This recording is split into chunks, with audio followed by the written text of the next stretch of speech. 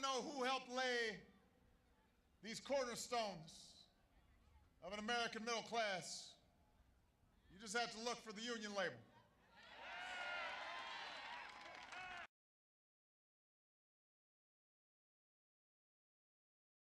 I've always, because I'm a history teacher, I think, and a civics teacher, there's always been this very strong sense of social justice in my mind, and unions are a very big part of what I believe helps create a fabric of social justice in our nation. So, unions are legally recognized as representatives of workers in many industries in the United States.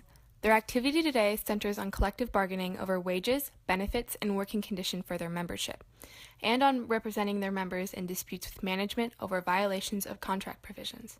Unions today are very different from the first ever recorded union with the formation of the Federal Society of Journeymen in Philadelphia of 1794.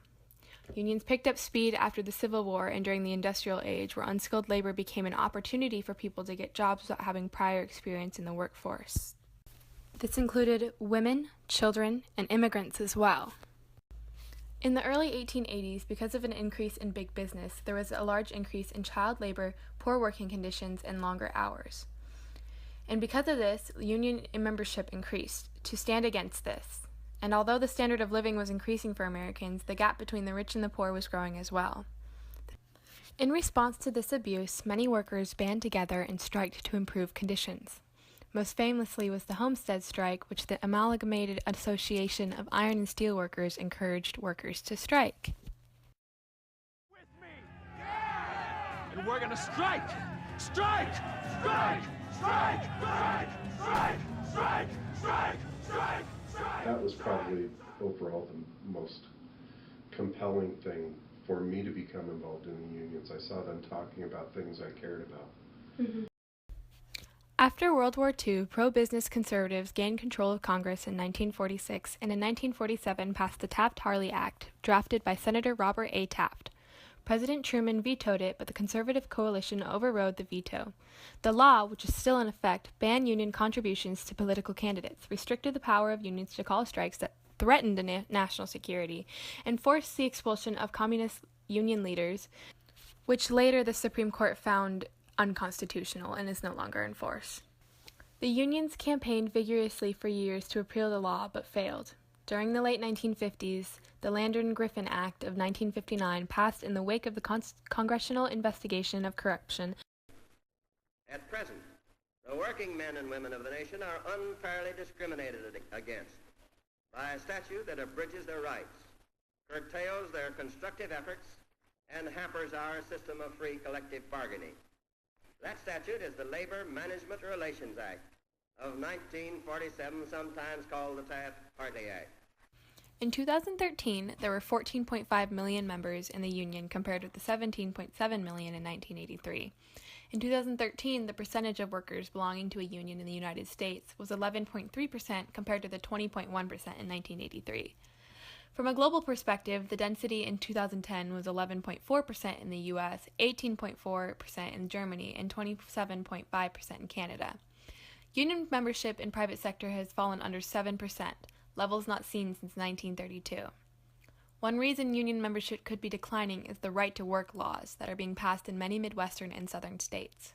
Right-to-work laws prohibit union security agreements, agreements between employers and labor unions that govern the extent which an established union can require employees' membership, payment of union dues, or fees as a condition of employment, either before or after hiring. Right-to-work laws do not aim to provide general guarantee of employment to people seeking work, but rather are a government regulation of the contractual agreements between employers and labor unions that prevent them from excluding non-union workers, or requiring employees to pay a fee to unions that have negotiated the labor contract all the employees must work under. In the 21st century, the most prominent unions are among public sector employees, such as city employers, government workers, teachers, and police.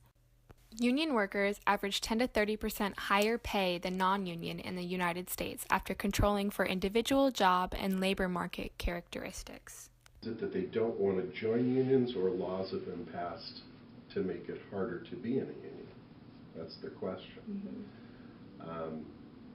States that have right to work. It's a wonderful, sounds good.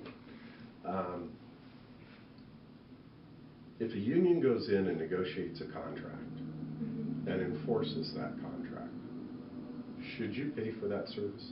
Yes. So people in right-to-work states can poach. They can get the benefits, but not join the union. How many services do you get by going out in society and saying, I want that, but I'm not willing to pay anything for it, but you still have to give it to me anyway? Premise of your question? Big business. Yeah. They want their profits to go up, right? That 1% wants to make sure they're going to stay the 1%. So unions eat away at their profits. But even with less representation, unions are still banding together to make a difference and challenge injustice. In January of 2007, a lawsuit was filed by the teacher unions on behalf of two families against the state of Washington for not meeting its constitutional obligation to amply fund uniform system of education.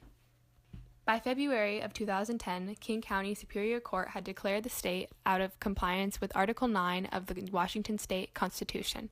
The oral argument for McCleary v. State of Washington was heard in front of Washington's Supreme Court on June 28, 2011.